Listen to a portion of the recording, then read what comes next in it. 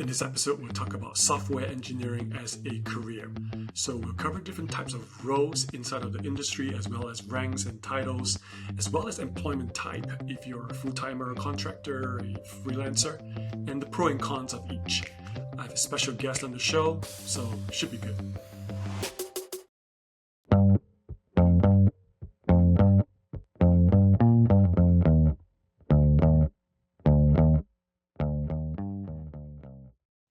Welcome to No Coders Allowed. Matt, thank you for joining me. Yeah, thanks for having me, Steve. Awesome. Hey, so we will keep this as conversational as possible. I don't want to edit this clip. I want it to be what's that word? Unplugged. You know, when the musicians play the songs without a proper band, and then so we'll keep it unscripted, unplugged, and have a conversation like we normally would. Yeah, perfect. Sounds good. Cool. And so this episode, we want to talk about the tech profession because I think it's a bit mysterious. It may be over-glorified, maybe it's misunderstood, and there's so many flavors of it. And I just want to walk through everyone because it's not for everybody. Just like being a teacher is not for everybody, right? And there are many types of teachers. There are many types of psychologists. So I want to break down the many types of tech person, like the tech role and the tech profession. But before I go too far, please tell me who you are and what you do.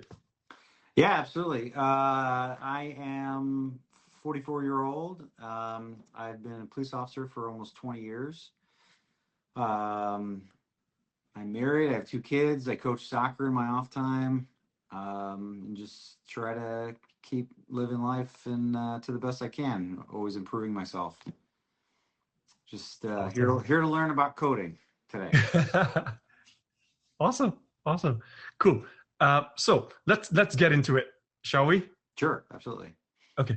So the first thing that could be mysterious to some people is what types of technical roles are there? What kind of just like an electrician, there could be many types, right? So there are many types of technical roles. Someone tell you, oh, I'm in the software industry.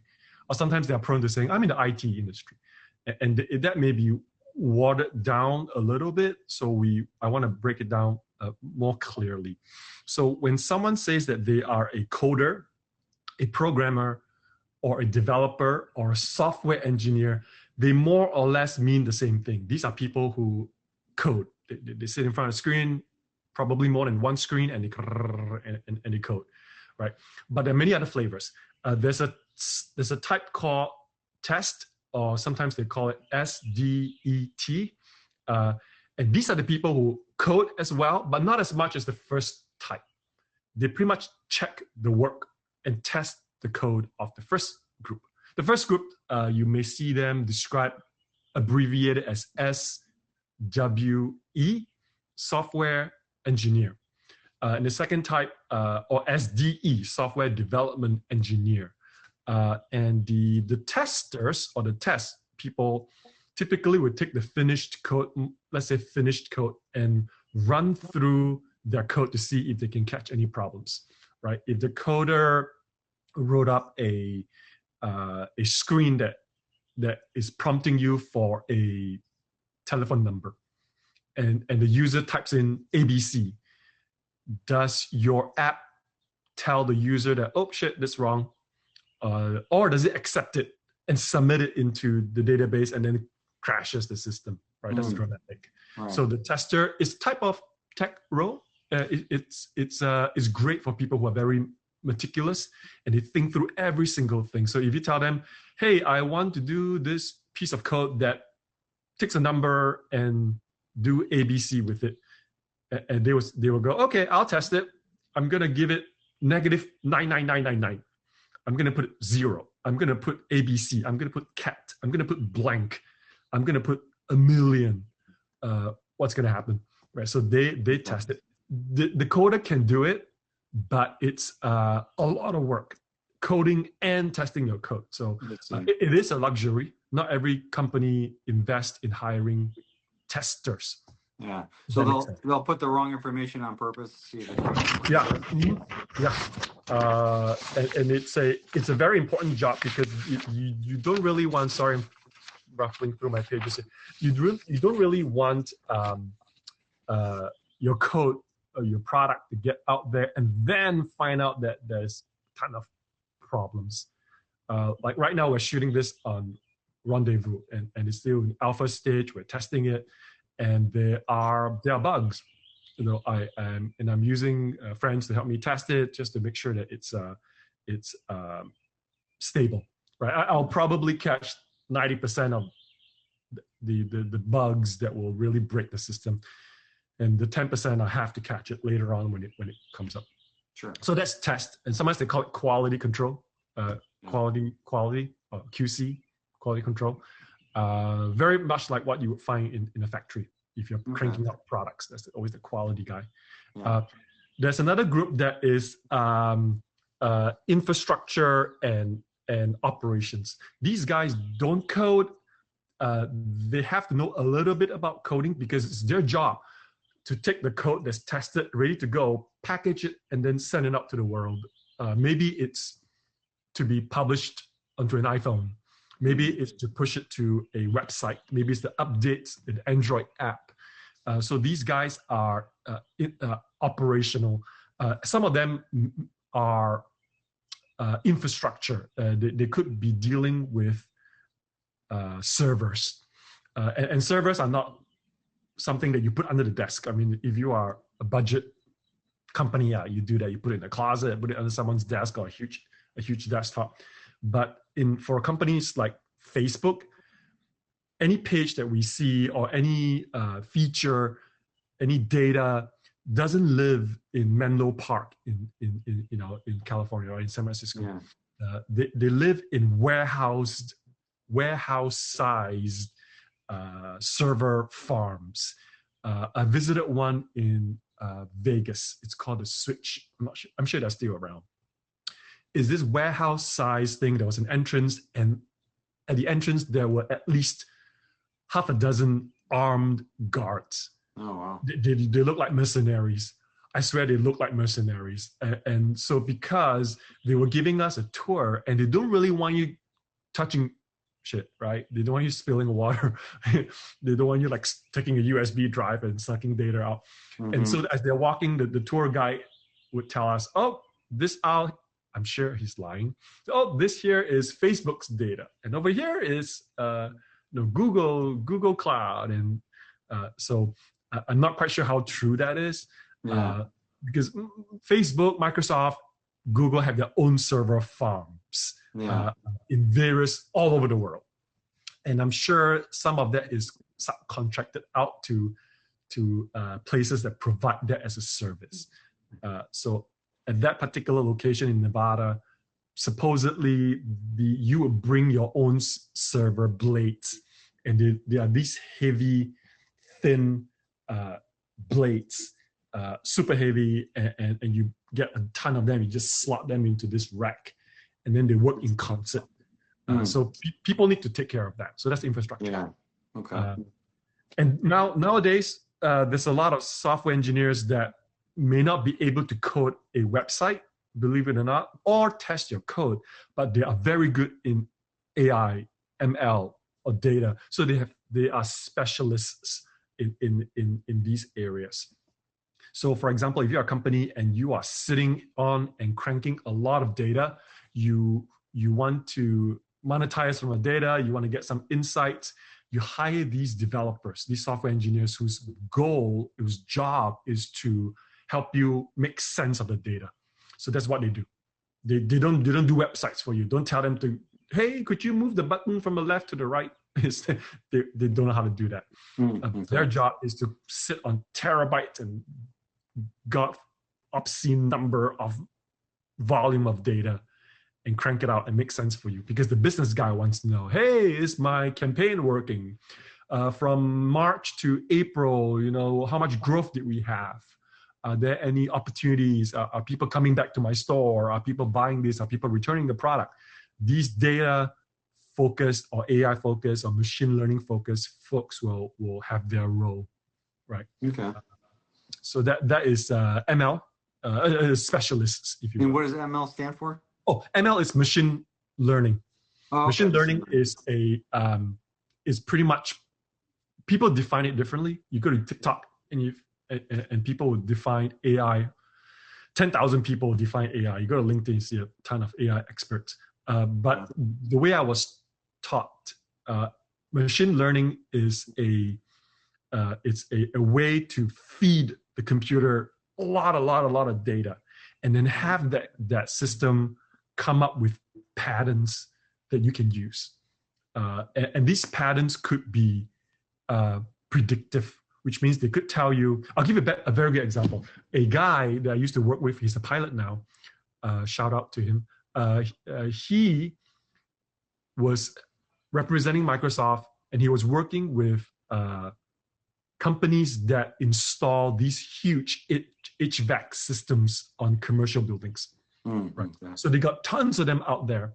And when you have a ton of deployments out there, things fail, right? For those people who did engineering, MTT, mean time to failure, MTF, mean time to failure. And so every time something breaks, they got to send a truck out, go up to the ceiling, take out the bad part, put in the good part, right? And multiply that with 10%, 15% of all the deployed HVAC systems out there. And it's a lot of work. It costs a lot of money, right? So what he did was, if I'm remembering this correctly, he worked with this company, took all their data and pumped into the computer data about every single part. The fan, the thermostat, the wires, the circuit board, and every single piece has a MTF, right? Mean time to failure. So this particular fan, we know will break down 90% of the time in 3 years. This other part will break down in 4 years. So when you feed the computer with all this data, you can use ML to tell you, shit, this particular location in Seattle and on top of the blah, blah, blah building is going to fail with a 90% certainty in March. On this day, yeah. So, and what do? You send the team out to replace the part before it fails. Yeah. And with that, it helps you manage, it helps the business manage cost a lot more and be more proactive. Okay. So that's the best example of ML I've ever heard. That makes sense, yeah. That's pretty cool, right? Yeah, very cool.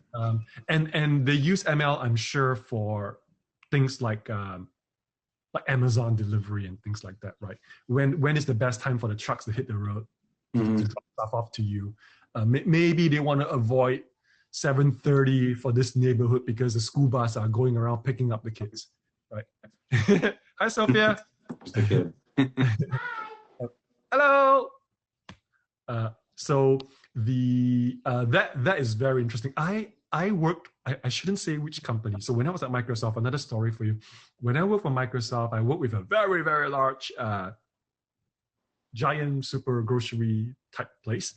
And they sold chickens. And they grilled chickens on site. Please don't say the name. They grilled chickens on site. They sell it very cheap, for $5. And they used ML to help them decide how many chickens to put on the skewer, because once you skewer it and start it, it takes like an hour and a half for it to be ready. Yeah. So if they put too many and it's ready and no one picks it up and no one buys it, you have to get rid of it.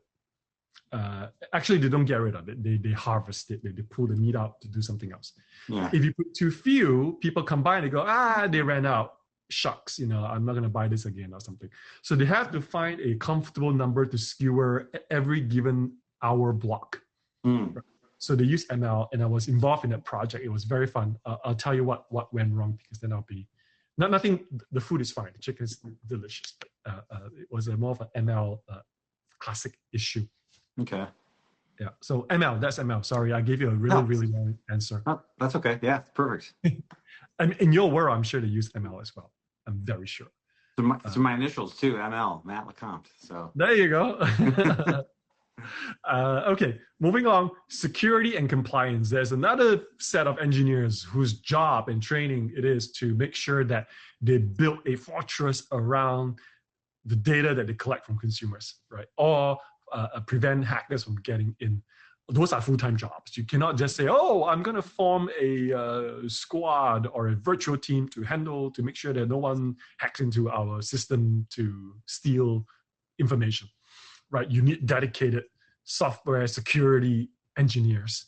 And these guys are very obsessed about their work, because if I am a website developer and I made a mistake, the worst thing that can happen is I misspelled my own name. I misspelled the company's name. I'll fix it. The change will be pushed out and then it's updated. I'm fine. We're good.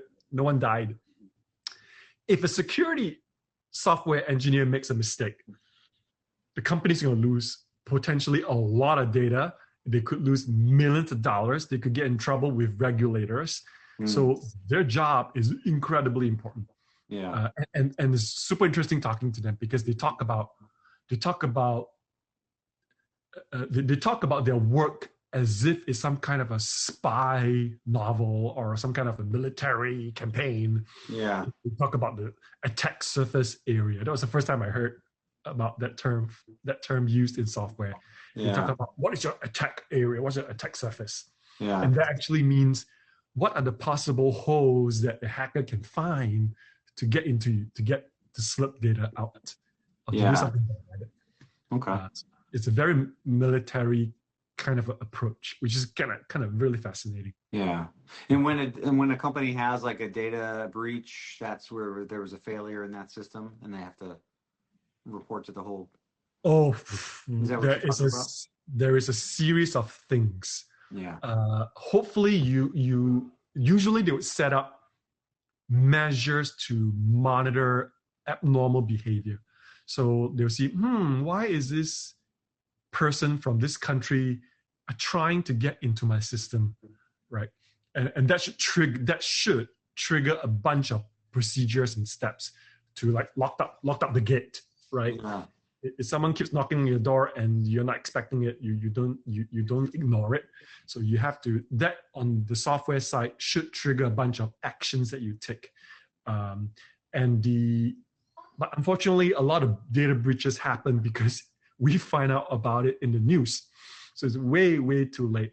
And that will have its own procedure to stop the bleeding, and then control. And now Liam is there. Hi, Liam. Hi. And then find out what's the damage, control it. And then obviously the executives will all know, and then find a way to message out to your customers, right? You have to tell them. You have to tell them, dear consumer, on this day, we know this is an attempt to we believe this much things was stolen, taken, and depending how severe it is, they may do things like a while back, I think it was one of the largest music festivals got hacked. And what they did was they roll out the messaging to the consumers and then told them that we are going to give you free credit monitoring service. Oh, yeah. Yeah. So it's ugly. It's ugly. And you deal with the fallout. And then after that, you deal with the regulators. They got to explain what's going on and things like that. Yeah. Okay. It's bad for business. Super bad for business.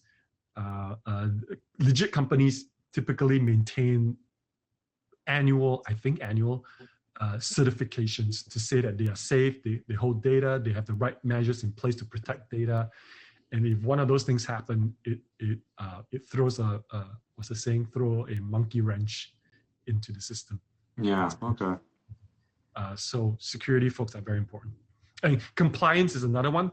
It is a little different. Security is more about the hackers and losing data, accidentally leaking information like my birth date or my ID numbers and stuff like that. Compliance has to do with less technical, but has to do with whether you are complying to the laws and regulations of where you hold data. And certain countries are very, very picky about data. If you want to sell a software product to Australia, for example, and you are collecting a lot of data on Australian users, the Australian government will insist that the data is kept in Australia. Oh, wow. No reason for you to host a Australian citizen's data in a US data center. So they would make you jump through hoops to prove that it's stored in the right place. And Australia is not the only place.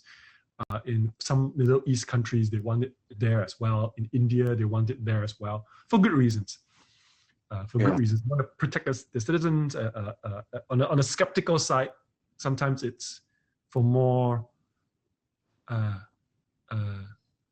questionable reasons, because by keeping all the data and protecting it in that country behind a government's watch, it gives them the ability to go, oh, why is my citizen transacting $1 million with some entity in Singapore? Right. Yeah. Because if all that data is in another country and this user is doing something weird, they don't have access to pull out all the data to say, yeah, we know what you're doing. They have to go to the US company, for example, and say, hey, give me all the data of my citizen. So I understand why some countries may want to control their data. Yeah, they want to be in control of it, obviously. Yeah, that makes sense. The biggest one is GDPR. It's a standard in Europe. They lay out very clearly, like, if you are collecting the data of European end users, here are the following rules. If not, you cannot do business with us. You cannot launch a software with us. Oh, wow. And their demands are quite clear and quite fair. Like, one of them states, store data that you only need. So if you only need my European end users, first name, last name, that's it. Don't ask for their age. Don't ask for their address. Don't ask for their phone number, right? And then if any of these European users says, I want out, I've been using your software for the last 3 years, I'm not interested in your product anymore, I want out, GDPR makes sure that all software can say, boom, it's gone. Like, you have to wipe it out within a certain time frame. Yeah. It's a protective thing. Okay. Yeah. Very cool. Okay, cool. Moving along, there are other roles that someone may describe as technical, but it's not actually a coder or a software engineer. And those are some of the roles that I've tried before. One role that I tried in the past is evangelism, or sometimes they call it a developer advocate. And these are folks who don't code up the product itself. They don't do the lines of code and then it ends up on the iPhone. What they do is they take that product and they go out to the world to tell people about it. They go to conferences, they go to talks, and they give talks about, like, hey guys, I am from, let's say, AWS, and we have a new feature called blah, blah, blah, and let me show you how to use it. Right. And so they're always in front of people. They give a lot of talks. So they evangelize the product. Oh, okay. They're like sales, but they have no sales numbers. It's not their job to sell the product. It's their job to make people aware of it, love it, use it. Okay. So I've done that kind of role before. And there are other roles like trainers, very related to the evangelism developer advocacy group. Trainers don't code. Their job is to train people to use it. So maybe your company signed a $1 million contract to use Microsoft blah, blah, blah product. And then Microsoft would send a trainer to the company to train them how to use it. Or you may be offering the training for free on YouTube or anything like that. Okay. And they even have programs where they train the trainer. So the trainer will then go out and train more people. So trainers. And then there's program management, which is what I'm doing today. So I don't code because there are better people to do coding. I don't design the product. I'll tell them what to build, but I make sure that things are coordinated, that things ship on time, things are of the right quality, and things like that. So that's another version of it. Yeah. Cool. So that was the types of technical roles out there, and they're all well compensated, I would say. Sure. Yeah. Okay. Moving along to part 2, employment type. The most common employment type, obviously, is a full-time. Sometimes some company will call it FTE, full-time employee. Yeah. I'm not sure how common that term is. Now, if you are full-time, then obviously there's part-time, but I have not met a lot of part-time coders or technical role because they usually need a lot of your time. But there are people who are contractors or vendors. So typically these guys are there because, guys and girls who are there because there is a X amount of budget, X number of jobs or project or tasks that they are assigned to. So they may do it, and then when they're done or their contract is done, they may be done. Right? They get paid by the hour or paid by milestone, and then they're done. It's a great job. It gives you a lot of freedom. Right? A lot of people love it because there's fewer drama than a full-time position. Yeah. But then there are pro and cons. And there are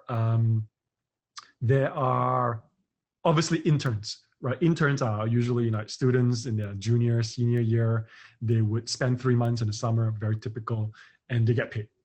So those are almost like employment to me. So they're interns.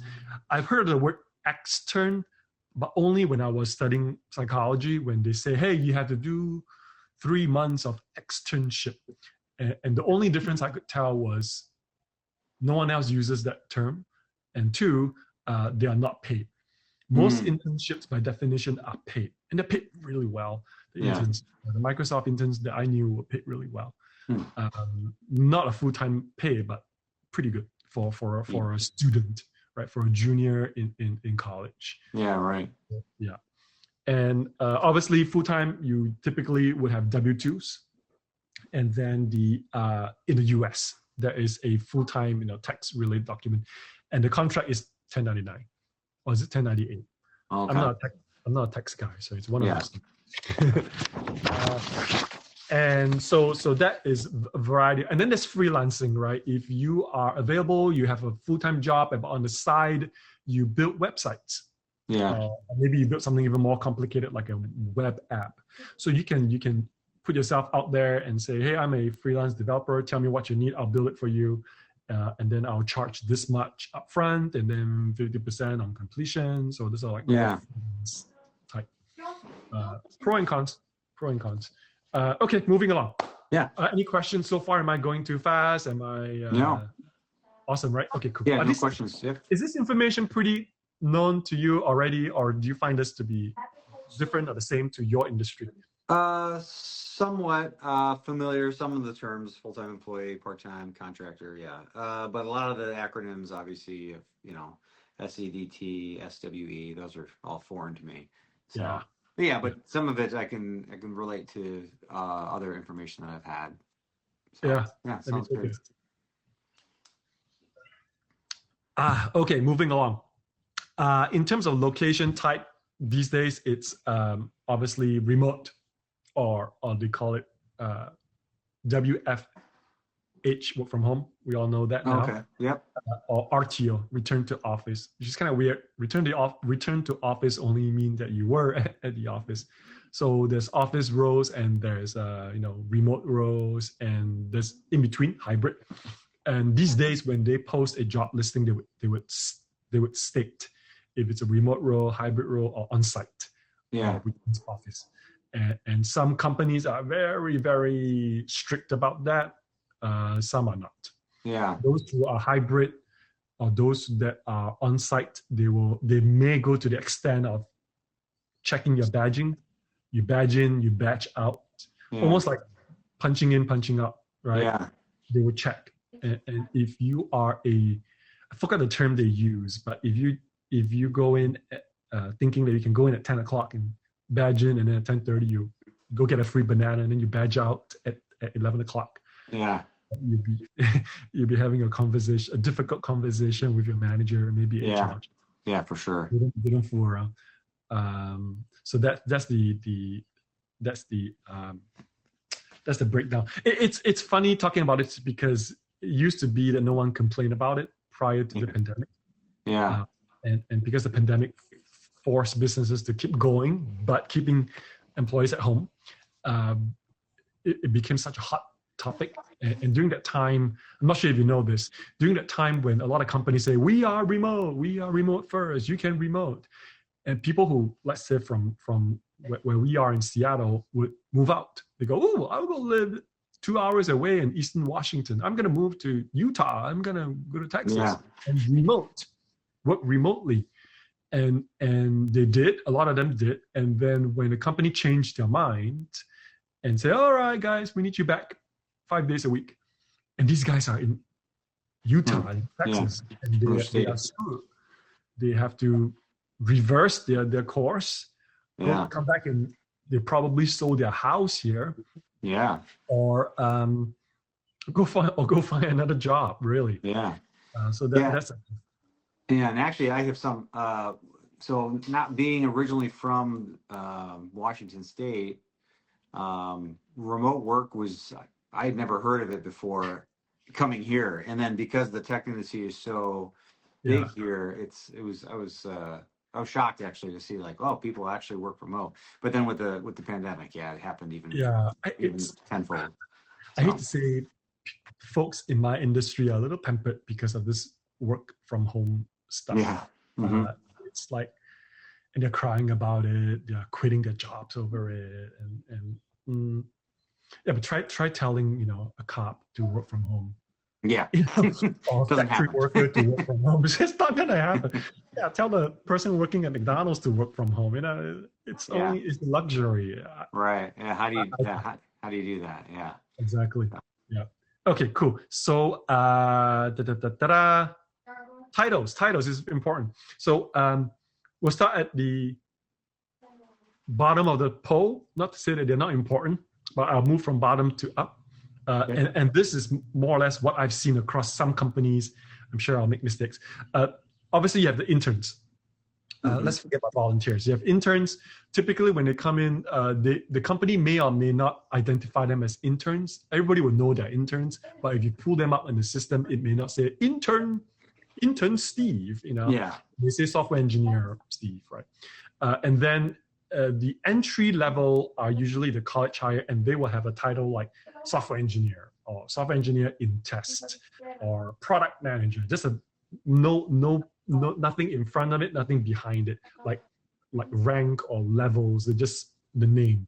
And typically that's a giveaway that it's could be a giveaway that it's a entry level. So college hire, something like that. And some companies, when you move up one level above the entry, they start to add a 2 next to it.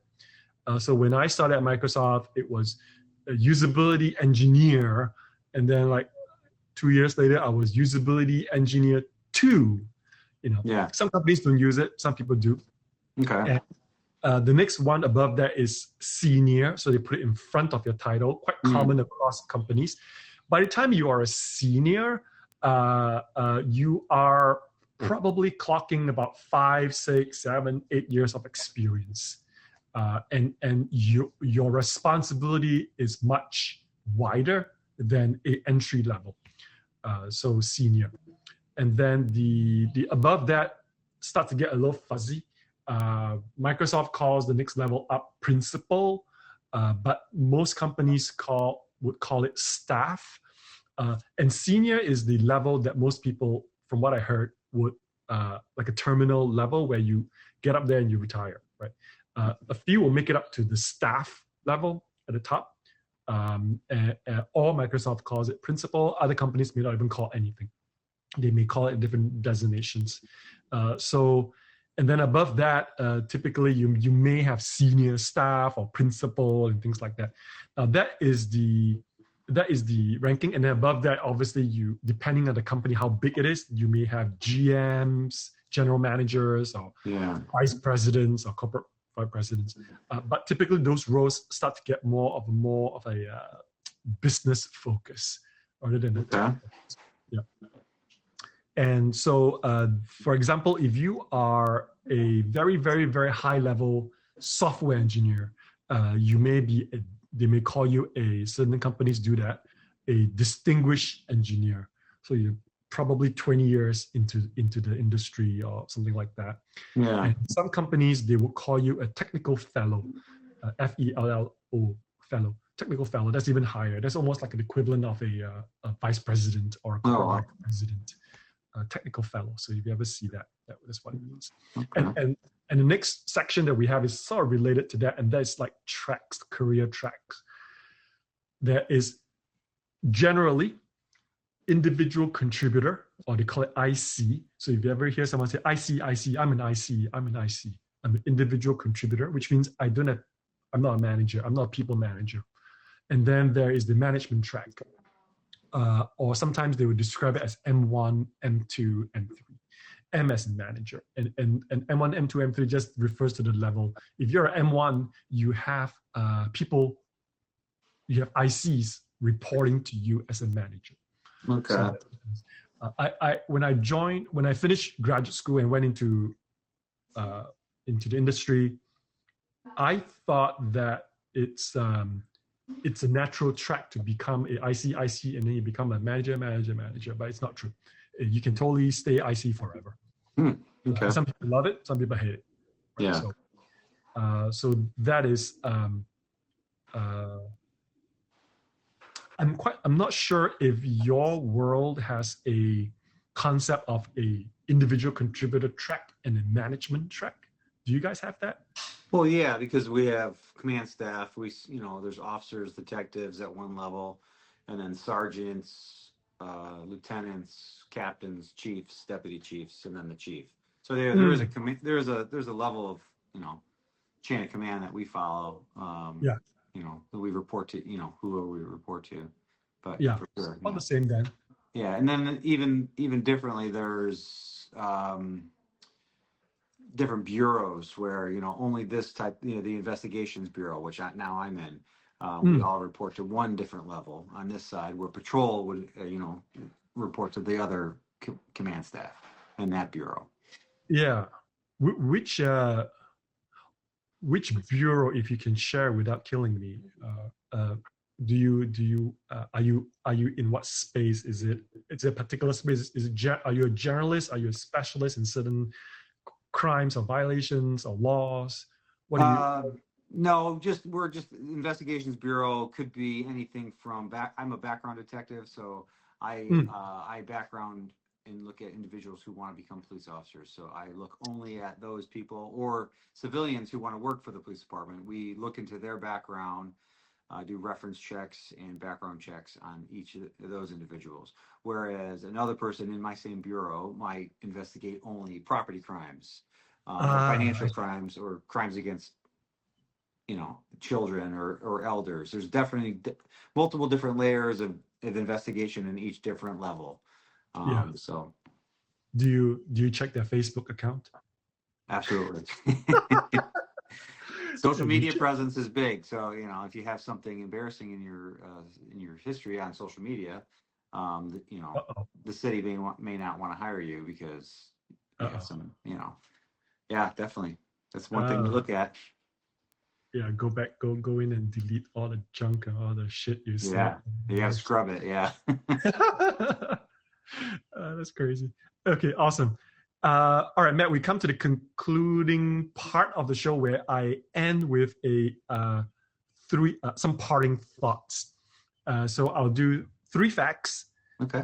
2 myths or misconception, and 1 opinion. Obviously, mine. People have different opinions. And if they disagree with mine, they can have their own show. But this is my show. Perfect. Yeah. All right. So 3 facts.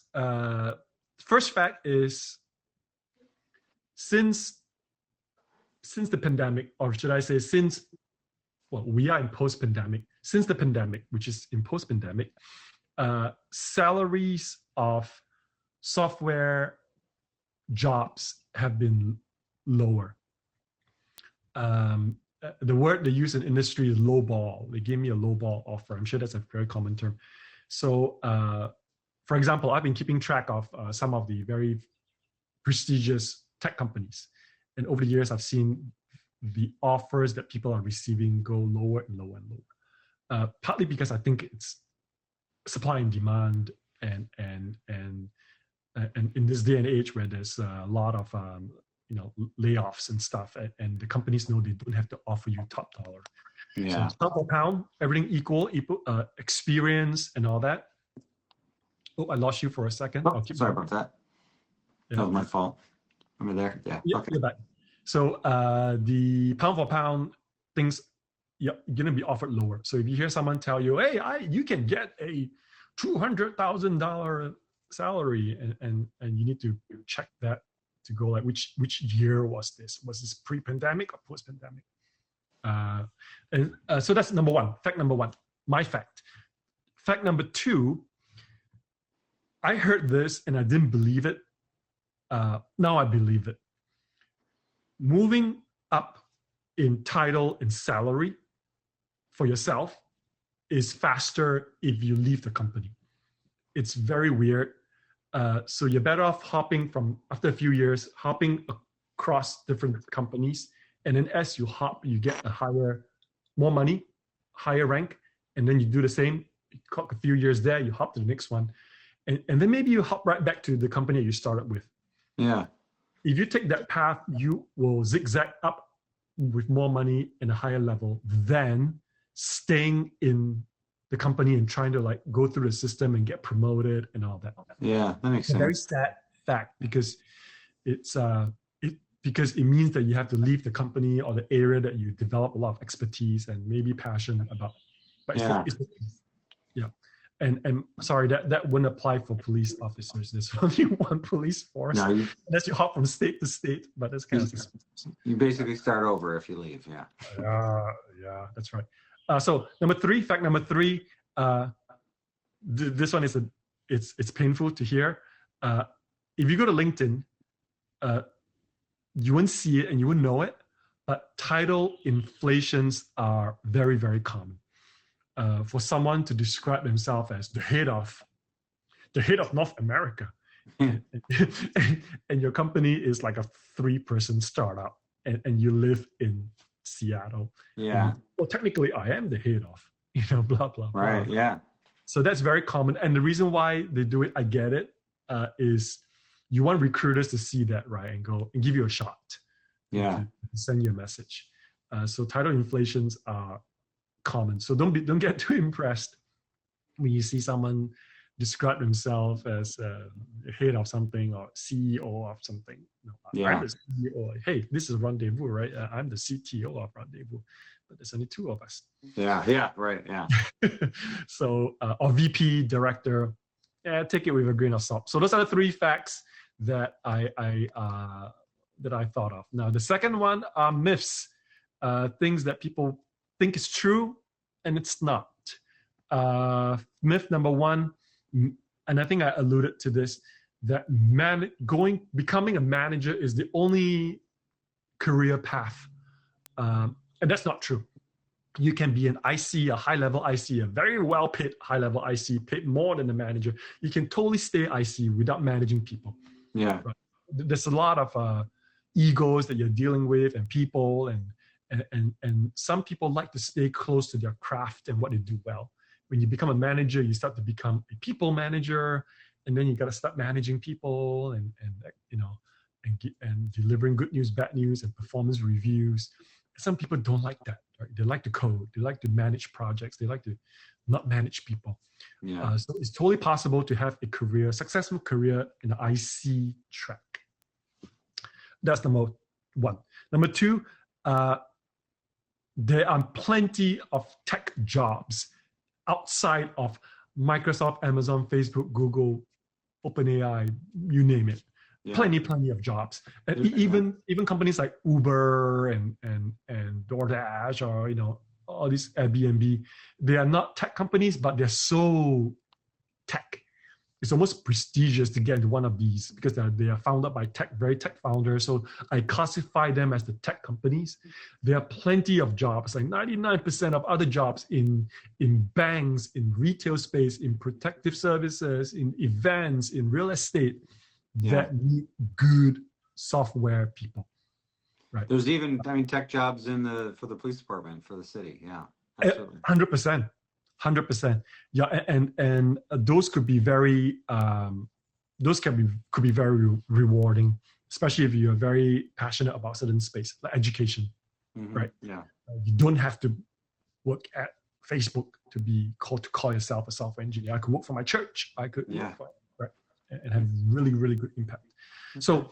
So that are the. Did I give you two already? Yep. Yeah. So those are the two myths, and then we are down to the most difficult one because I expect some reaction from this, and that's my opinion on tech jobs.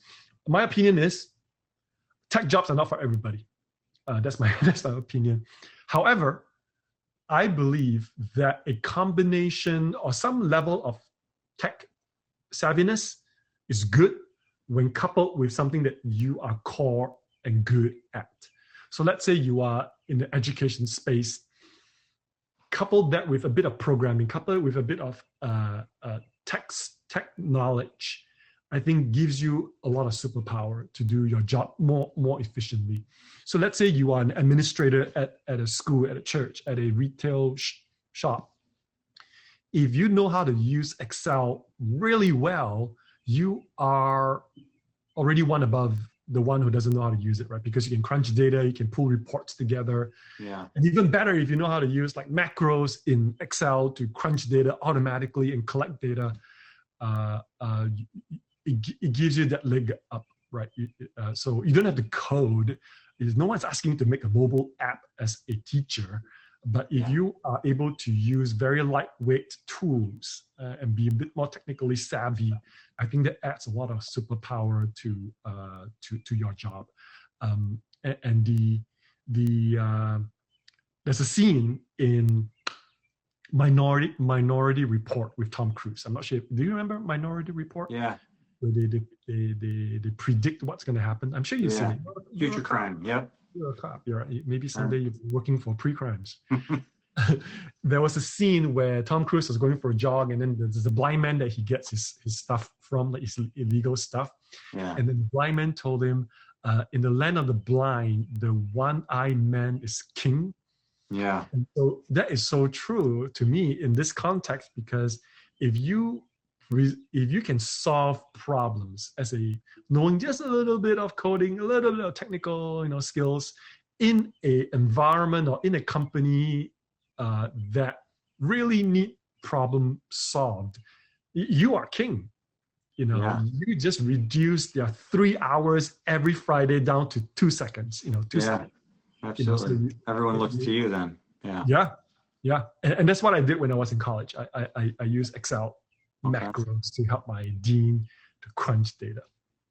So Matt, we've come to the end. I hope I've given you a good coverage of a realistic view of the tech profession. Yeah. A lot of information. It was great though. Yeah, awesome. So hope to have you on the show again, and we'll cover another topic. Yeah, sounds good. Thanks, Steve. All right. Take care, my friend. Bye-bye. All right. Yeah, bye.